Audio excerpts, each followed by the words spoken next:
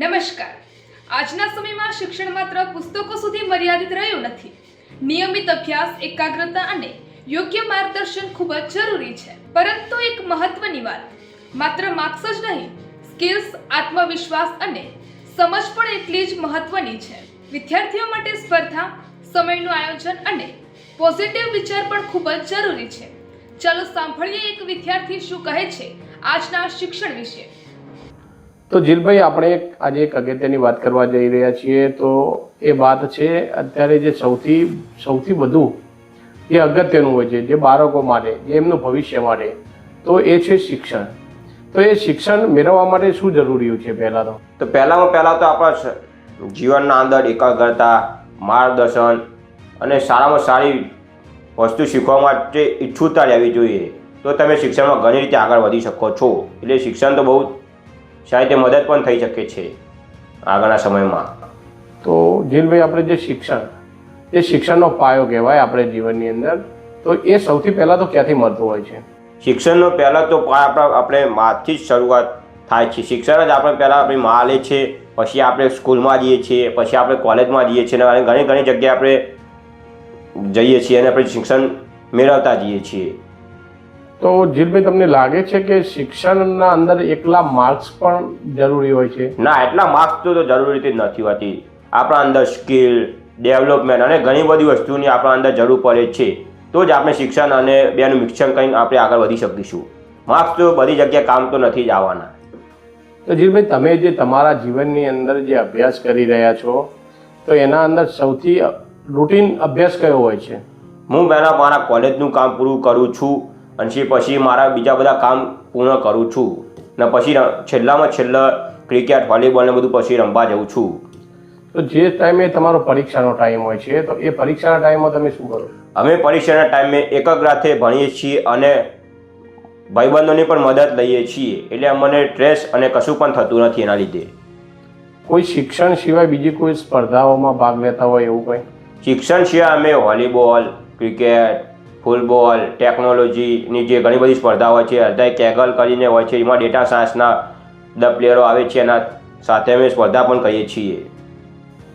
તો જીલભાઈ, એક અગત્યની વાત કરીએ આપણે કે જે અત્યારે વિદ્યાર્થીઓ હોય છે, તો એ વિદ્યાર્થીઓમાં સૌથી મોટી શું ખામી હોય છે? વિદ્યાર્થીઓ ધ્યાનપૂર્વક શિક્ષણ ઉપર ધ્યાન આપતા નથી. પહેલી વાત તો તે મોટામાં મોટી ખામી છે. અને બીજી ઘણી બધી પ્રવૃત્તિઓમાં ધ્યાન આપે છે જે ખરાબ હોય, પણ એ પ્રવૃત્તિમાં પણ એમનું ધ્યાન જતું રહે છે. અને ગેમ તો સૌથી વધારે તે રમે છે, એ તો ના જ રમવી જોઈએ. હું તો કહું, ગેમ જો મેચ રીતે હોય કે બીજી રીતે તો રમો તો ઠીક છે, પણ સારામાં સારી વસ્તુ રમવી જરૂરી છે. તો સારામાં સારી વસ્તુ કઈ રમવી જોઈએ અત્યારે, જે શિક્ષણને પણ અનુકૂળ આવે અને તમારા જીવનના? પઝલ અને પઝલ એ સારામાં સારી વસ્તુ છે. એ રમશો તો તમારું મન પણ ડેવલપ થશે અને શિક્ષણમાં તમે ઘણી રીતે આગળ વિચારી પણ શકશો. ઘણું બધું આમ કશું કરવું. તો જીલભાઈ, બીજી એક વાત કરીશું.